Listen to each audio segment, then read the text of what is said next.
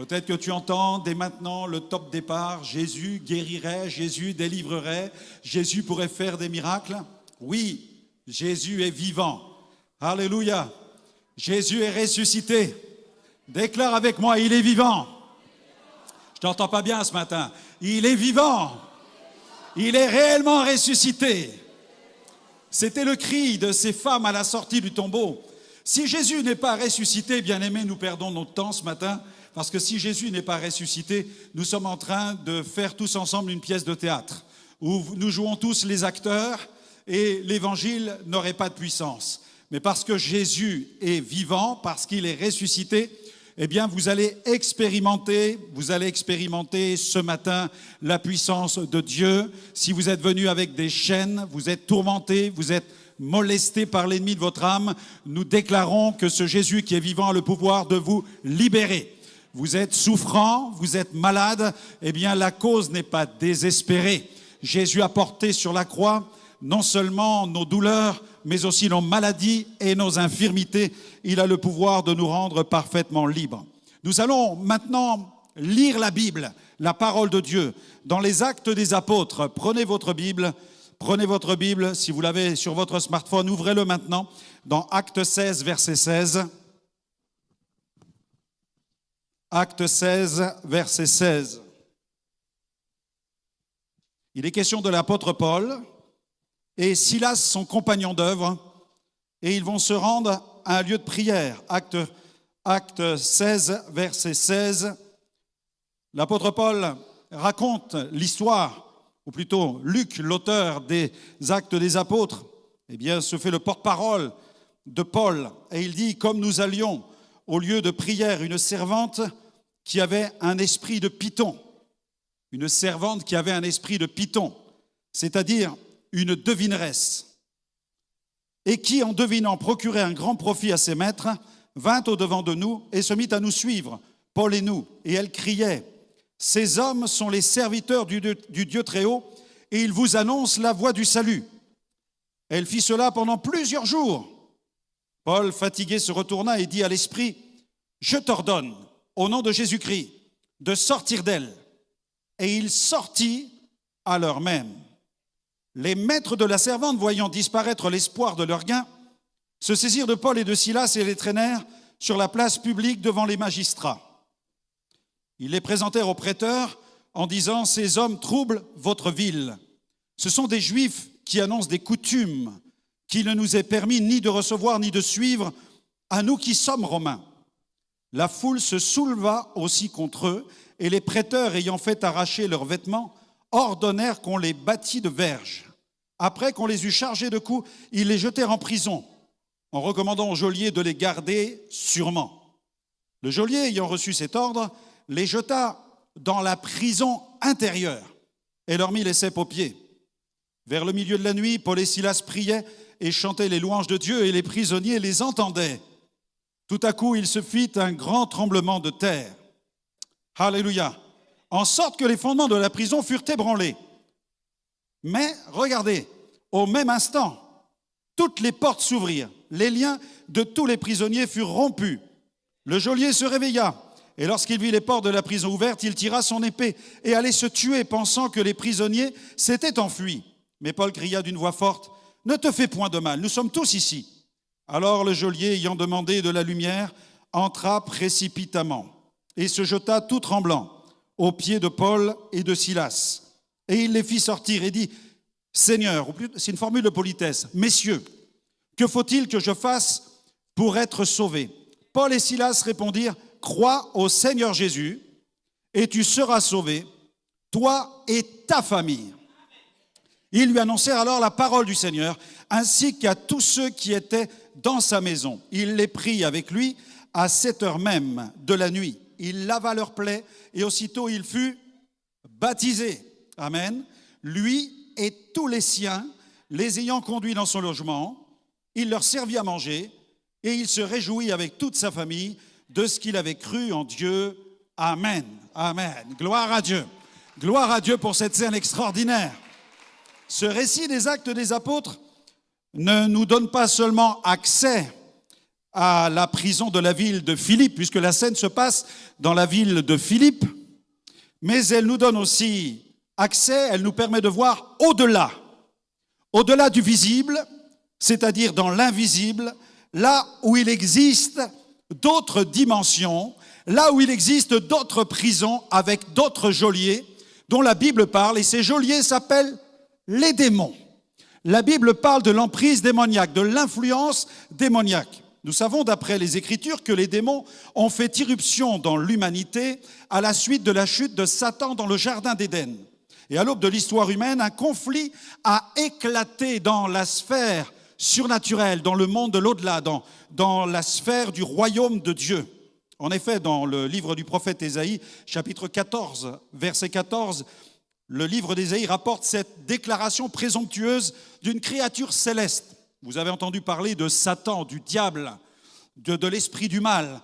Et Ésaïe en parle dans l'un de ses chapitres et il décrit l'attitude qui fut celle de Satan, où Satan déclara « Je monterai sur le sommet des nues, je serai semblable au Très-Haut ». Et dans Ésaïe 14, verset 12, on peut lire « Te voilà tombé du ciel, astre brillant, fils de l'aurore. Tu es abattu à terre, toi le vainqueur des nations. » Cet astre brillant n'est autre que celui que la tradition chrétienne appelle Lucifer, c'est-à-dire celui qui était censé porter la lumière et diriger la chorale des anges. C'était un chérubin et il avait la fonction de préserver, de garantir la sécurité du trône de Dieu. Malheureusement, il est tombé dans l'orgueil.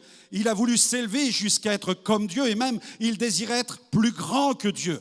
Mais l'Écriture nous dit qu'elle était frappée par Dieu, jetée sur la terre. Le cœur du projet satanique ne fut pas à ce moment-là simplement la rébellion, mais le cœur du projet satanique fut l'imitation et l'usurpation. Satan voulut être comme Dieu et il voulut aussi prendre la place de Dieu. Ça n'est pas simplement un démon qui était excité et qui a voulu entrer en guerre contre Dieu, mais c'est un démon qui voulait prendre la place de Dieu. C'est pourquoi il a été chassé du ciel sur la terre. Je veux déclarer ici que Jésus est venu pour libérer tous ceux qui sont captifs de Satan et des démons qui l'ont suivi dans sa chute. Amen. Proclame la victoire de Jésus ce matin.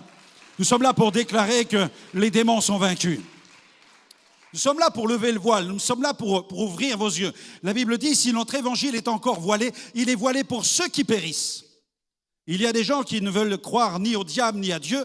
Il y en a qui veulent croire seulement au diable et qui refusent de croire en Dieu. Mais je suis là pour ôter le voile que l'ennemi a jeté sur l'intelligence des êtres humains. 2 Corinthiens 4,4. Si cet évangile est encore voilé, il est voilé pour ceux qui périssent, ceux dont le Dieu de ce siècle, c'est-à-dire Satan, puisque le monde gît sous la puissance du malin, ceux dont le Dieu de ce siècle a été aveuglé. Ils ont été aveuglés dans leur intelligence afin qu'ils ne voient pas briller la gloire et la splendeur de l'évangile de Christ. Écoute-moi bien, l'ennemi ne veut pas que tu entendes l'évangile. L'ennemi te pousse à regarder ta montre pour dire quand est-ce que ça se termine. Il est en train de nous parler du diable. Il est en train de nous parler des démons. C'est pas ce que tu entends dans ta tête en ce moment. Eh bien, Jésus vient pour te libérer de son influence. Je suis là pour que tes yeux s'ouvrent, que le voile soit déchiré, que tu comprennes qu'il existe un diable, mais surtout qu'il existe un Dieu, que tu réalises qui est Jésus, pourquoi il est mort sur la croix. Il est venu pour nous délivrer, pour libérer les captifs. C'est la vocation de Jésus. Alléluia, il est tout puissant. Paul adresse un ordre aux chrétiens d'Éphèse. Dans sa lettre aux Éphésiens, il dit « Revêtez-vous de toutes les armes de Dieu ». Paul n'envoie pas des lettres, vous savez, des lettres poétiques. Il envoie des lettres qui sont des messages d'avertissement et de combat spirituel.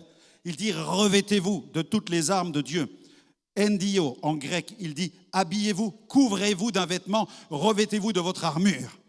De toutes les armes, il dit. Et nous savons que Paul va même faire la description de la panoplie, de l'armure, de l'arsenal d'un chrétien. Il parle du casque du salut, il parle de la cuirasse de la justice, il parle de l'épée de l'esprit, il parle des chaussures du zèle de l'évangile, de la ceinture de la vérité, du bouclier de la foi. Est-ce que j'ai des guerriers en face de moi ce matin? Là est la question. Est-ce que j'ai des combattants pour Dieu? Est-ce que j'ai des guerriers de Dieu ce matin? Et qui combattent avec les armes de Dieu et les armes spirituelles. Gloire à Dieu, à lui soit la gloire, alléluia. Jésus est venu pour libérer les captifs, ceux qui sont tenus par le diable et ses démons, et aucune stratégie des ténèbres ne peut résister à la puissance de son nom. Acte 10, verset 38, la Bible dit, l'apôtre Pierre déclare, il dit, vous savez comment Dieu a oint du Saint-Esprit et de force Jésus de Nazareth qui allait de lieu en lieu faisant du bien et guérissant tous ceux qui étaient sous l'empire du diable, car Dieu était avec lui. La Bible fourmille, regorge de témoignages où Jésus exerce le ministère et partout où il va, il est revêtu du Saint-Esprit, habillé, équipé du Saint-Esprit. Et quand il prie pour ceux qui viennent avec leurs douleurs, leurs maux, leurs souffrances, il guérit de maladies, il libère de douleurs, mais en même temps, Jésus discerne qu'il y a aussi d'autres problèmes. Bien entendu, nous ne voyons pas derrière chaque maladie ou derrière chaque trouble psychique, et heureusement, nous n'y voyons pas un démon, rassurez-vous.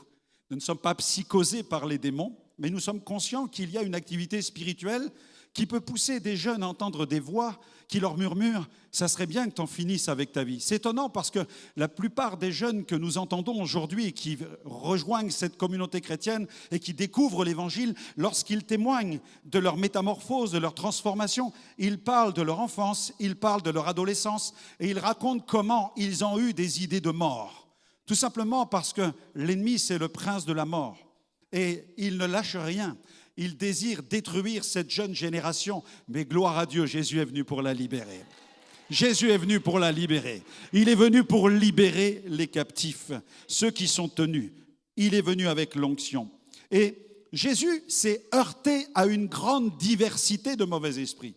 Jésus guérissait des malades qui souffraient d'infirmités, de toutes sortes de maux, mais il a aussi, dans certaines situations, chassé des esprits qui tenaient les personnes dans leur tête à tel point qu'ils étaient rendus infirmes. Je me souviens de cette femme victime d'un accident de voiture, c'était dans le sud de la France, et elle vient dans la Réunion, elle marchait avec des béquilles. Et depuis qu'elle avait souffert de cette infirmité, elle marchait avec sa béquille. Et lorsqu'elle arrive en face de moi, je lui dis au nom de Jésus de Nazareth, « Madame, vous êtes guérie, levez votre béquille et marchez maintenant. » Et la dame me regarde et elle commence à marcher, stupéfaite de voir qu'en fait, son infirmité est partie. Et ensuite, quelques instants plus tard, je prie pour d'autres personnes et elles se mettent à reprendre appui sur sa béquille et elle marche comme une infirme. Et je vais la revoir tout à nouveau. Je lui dis, mais madame, vous étiez guérie il y a quelques instants. Elle me dit, oui, mais je crains, je doute, j'ai peur. Elle commence à entrer dans tout un scénario en se disant que ça n'est pas possible. Elle me dit, mais comment peut-on être vraiment sûr que l'on va guérir d'une infirmité? Je dis, mais il y a quelques instants, vous étiez guérie de cette infirmité. Levez votre béquille et marchez maintenant. Et tout à nouveau, elle se met à marcher. Quelques instants plus tard, la scène recommence. Elle reprend appui sur sa béquille. Je m'approche d'elle et je lui dis, madame, je vous ai dit que votre jambe est redressée. Vous êtes guérie au nom de Jésus. Levez vos béquilles. Et elle me regarde, elle me dit, non, pas vos béquilles, ma béquille. Elle n'en avait qu'une. Je dis, non, vous en avez deux. Une physique et une autre dans votre tête. Levez celle-là maintenant et vous serez guérie. Et elle a commencé à entrer dans le process de la foi. Et totalement guérie, elle est sortie de cette réunion pour ne plus jamais reprendre appui sur sa béquille. Sa jambe a été redressée. Il y a des esprits d'infirmité. Il y a aussi des esprits de maladie. J'ai vu cette femme au début de mon ministère qui a commencé à venir écouter l'Évangile, réunion après réunion. Cette femme découvrait l'Évangile. J'ai remarqué que plus elle venait, plus elle était courbée.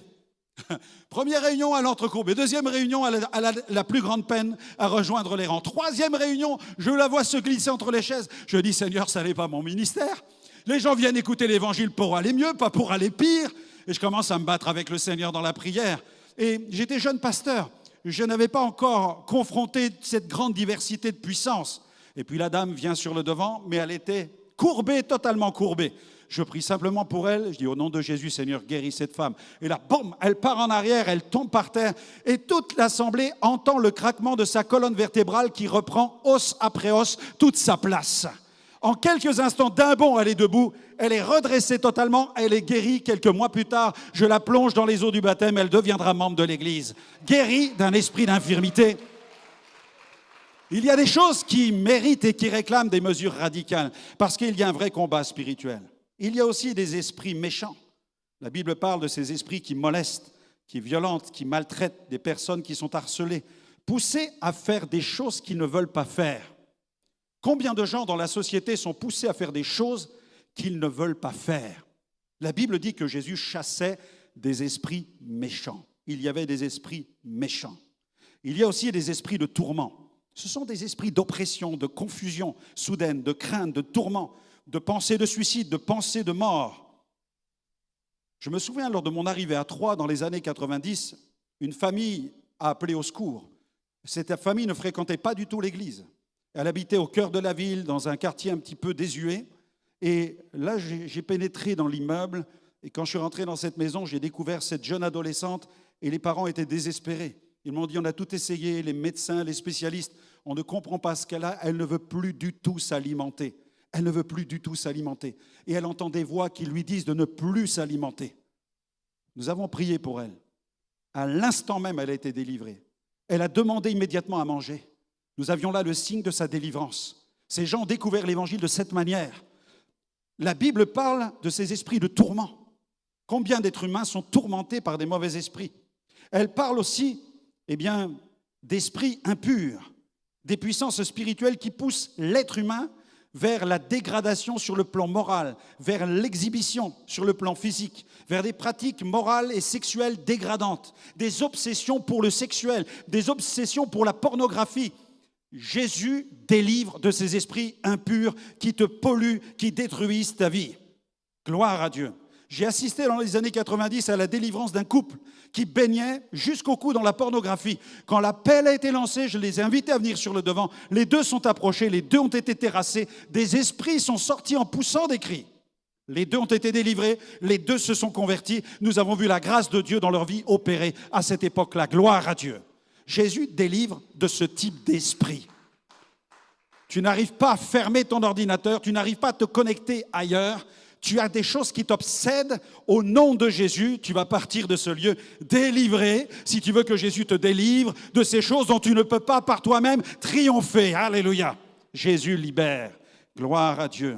Et il y a des esprits de divination, comme cette femme. Esprit d'occultisme, esprit de sorcellerie. Je suis bien placé pour en parler. Ma mère était sorcière. Ma mère était voyante. Elle était guérisseuse, devineresse. J'étais spirit et parapsychologue à l'âge de 17 ans. Ma petite sœur de 6 ans faisait tourner les tables à l'âge de 6 ans. Elle faisait tourner les tables avant d'aller en classe. La maison était hantée de la cave au grenier. Même le chien était possédé. Toute la famille servait dans le diabolique. Mais Dieu soit loué. Nous avons découvert l'Évangile. Et tous les phénomènes d'objets qui se déplacent, tous les phénomènes de poltergeist, tout ça a cessé. Ma mère a été libérée de cet esprit mauvais. Mon père guéri de son ulcère cancéreux, mon frère délivré du tabac, de la drogue, de l'alcool, ma petite sœur de 6 ans guérie de ses tourments, moi-même libéré du spiritisme. Mon Dieu est un Dieu de délivrance, alléluia. Mon Dieu est un Dieu qui libère. L'évangile est puissance. Le royaume de Dieu ne consiste pas seulement en paroles, mais en puissance, alléluia. Si tu veux que ta vie change, Jésus va la changer. Si tu ne veux pas qu'il la change, tu la garderas telle qu'elle est. Mais il a le pouvoir de t'affranchir. Tu n'es pas là par hasard. Tu n'es pas là par hasard. Tu peux passer à côté d'un rendez-vous avec Dieu, repartir comme tu es entré, repartir dans le vide existentiel de ton âme, mais tu peux repartir en téléchargeant la vie de Dieu. Alléluia, en téléchargeant la vie de Jésus. Gloire à Dieu. Il existe aussi des esprits de mysticisme. Pasteur, j'ai jamais entendu parler de ça. J'ai eu l'occasion d'aller plusieurs fois prêcher à Jérusalem, enseigner dans des écoles bibliques. Je repars dans l'avion. J'étais fatigué, je voulais être tranquille dans l'avion. Et là, il y a un homme qui se lève, qui commence à marcher dans l'allée. Il commence à parler bizarrement. Et là, il commence à avoir des visions. Il décrit toutes sortes de choses étranges. Visiblement, cette personne est tenue par des puissances. Les hôtesses lui demandent de s'asseoir parce qu'il est en train de perturber le vol. Les passagers commencent à se mettre en colère contre lui. Il lui ordonne de s'asseoir, de reprendre sa place. Il n'écoute personne.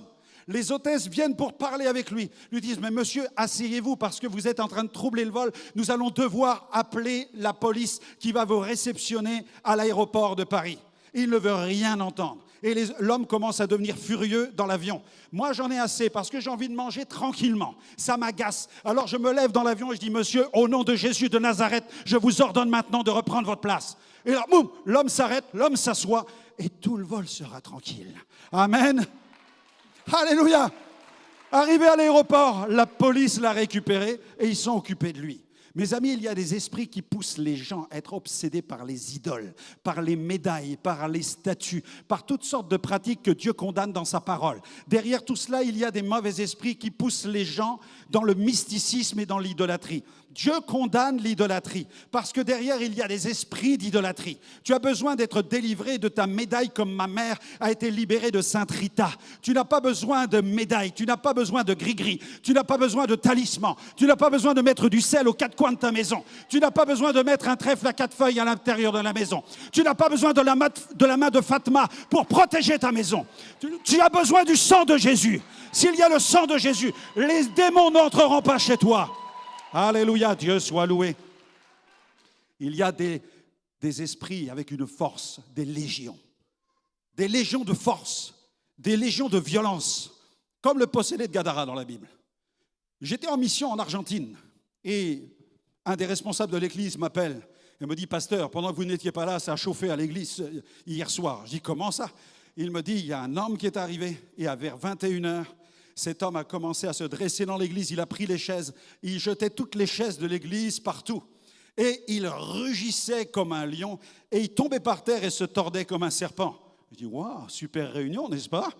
C'est chaud. » Et là, ils m'ont dit, les sœurs de l'église sont allées se cacher derrière la librairie.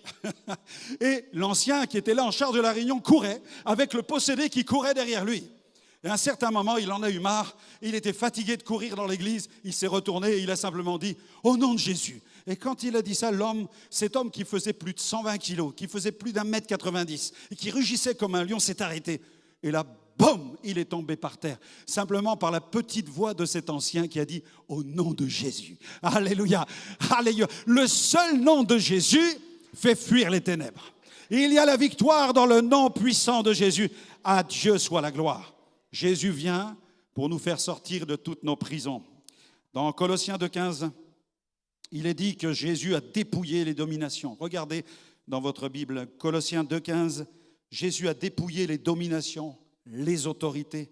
Il les a livrées publiquement en spectacle en triomphant d'elles par la croix. Et Jésus, quand il a rendu même son dernier soupir sur la croix, l'Écriture déclare qu'il est descendu dans les régions inférieures. Le texte dit ceci dans Éphésiens 4,8, c'est Paul qui écrit. Dans 1 Pierre 3,19, premièrement, Pierre écrit que Jésus est allé prêcher aux esprits en prison. Dans Éphésiens 4,8, Paul dit, c'est pourquoi il est dit, étant monté dans les hauteurs, pour reprendre place sur le trône, étant monté dans les hauteurs, il a emmené des captifs et il a fait des dons aux hommes. Waouh! Cette scène est incroyable, ces versets sont incroyables. Ces deux versets nous parlent de la mort de Jésus sur la croix et de ce qui se passe à ce moment-là. Peut-être que vous avez entendu parler de la croix, vous avez vu des crucifix. Mais nous ne prêchons pas le crucifix, nous prêchons le crucifié. La puissance n'est pas dans l'objet, la puissance est dans l'œuvre, dans ce que Jésus a fait.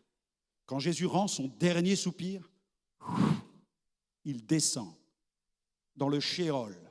Les Juifs connaissent le Hadès et le Shéol. Jésus descend dans le Shéol, où là, il va aller à la rencontre des esprits en prison. Ces esprits sont retenus. Les justes de l'Ancienne Alliance sont retenus dans le sein d'Abraham. Les injustes sont retenus dans un lieu de tourment.